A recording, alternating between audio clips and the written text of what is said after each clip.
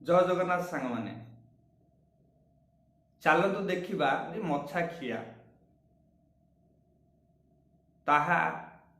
को उपाय अवलंबन कर आम निरोगी हो पार।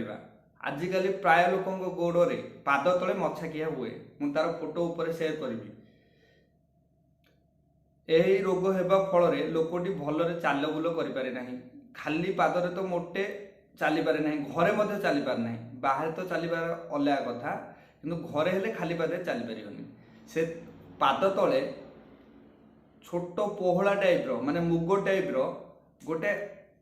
टाण पदार्थ तैयारी हो जाए से मांसटा ही आप गोड़ भितर से माने रोगर तार ये कि से मुग टाइप रो गुड़ी टाइप रो से पाद भितर रुहे भितर सॉफ्ट मांस को से गुड़ीटा पशला भाई आपको लगे खाली पादरे चलिले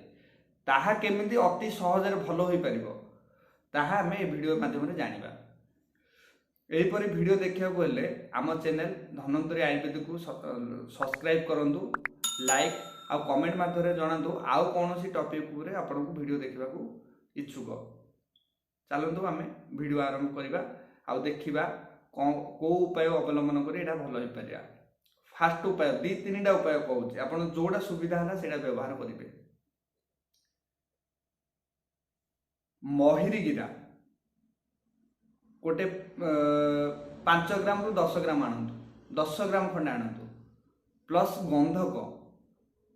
आपण अमेजन माध्यम पाइबे गंधक जदि आने इच्छुक आ बाहरी लोकाल कारण से गुड़िक विस्फोरक द्रव्य तैयारी हुए से बाहरी लोकाल आपको जनाशुना नथिले मिलिबोनी किंतु अमेजन रे अवेलेबल रोचे आपण आनिक व्यवहार करेंगे। गंधक से 10 ग्राम ए 10 ग्राम आणतु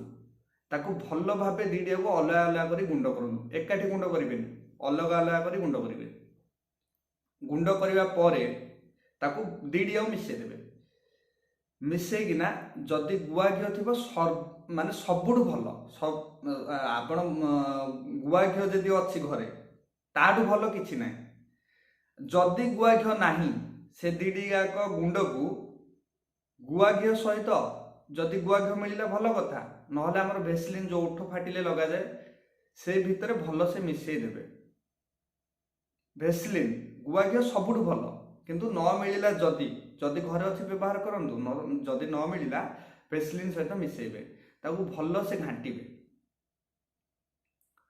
भल से घांटिकिना देखिए से जो पाउडरटा मिसला पर भेसलिनटा गोटे मॉइलम टाइप रो हो।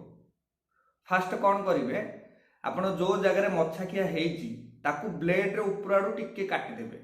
माने जेमिति टिके ब्लड बाहर से जगार ब्लड न बाहर काम हेनी आप ऊपर लगेले से जगटा को टिके काटिकिना ब्लड बाहर करेंगे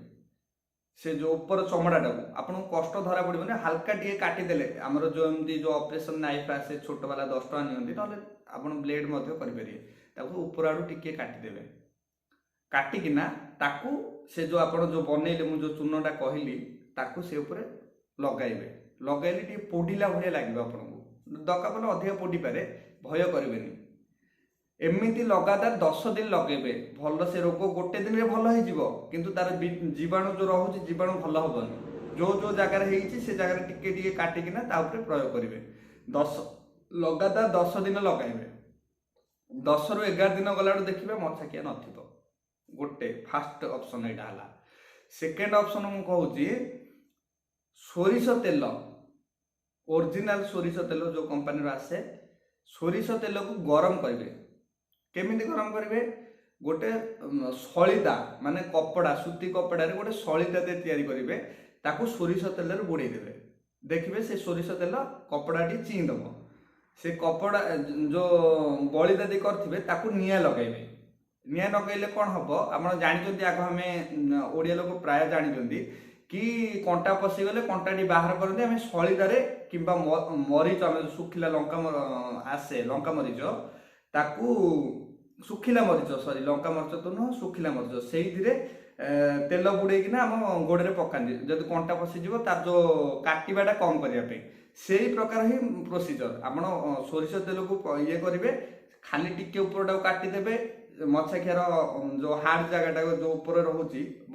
टिके चर्म खाली माने कोमल देखागला ए जो प्रयोगटा कहूँ ब्लड न बाहर हम